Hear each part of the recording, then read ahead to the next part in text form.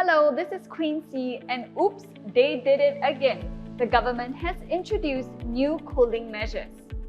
We have seen prices skyrocketing in the HDB and private sector for the past few quarters, and we knew it was only a matter of time before new cooling measures would be implemented to stabilize the market.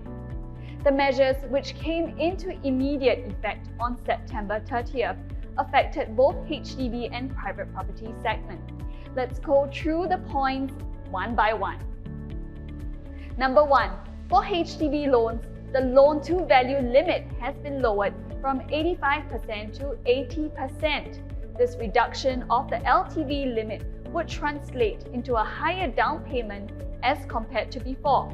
A HDB resale flat with a valuation of $500,000 would need a minimum down payment of $100,000, up from $75,000 previously.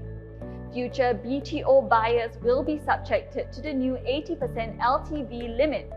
Complete resale applications received by HDB on or after 30th September are also subjected to the revised LTV limit. If your resale application is still in process and either buyer or seller portion is still not submitted, you would be subjected to the revised LTV. Number 2. Private property owners will have to wait out 15 months before buying HDB flats.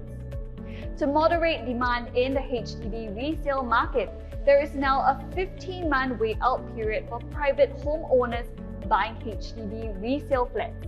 But this wait-out period doesn't apply to seniors aged 55 and above who are moving from the private property to a 4-room or smaller resale flat.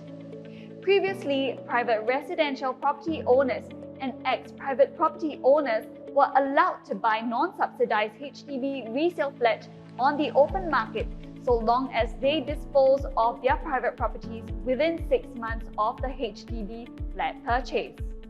Now, with the measure, private property owners who are in the process of downgrading will be affected, as they would have to look for temporary housing solutions that can accommodate to their needs for at least 15 months.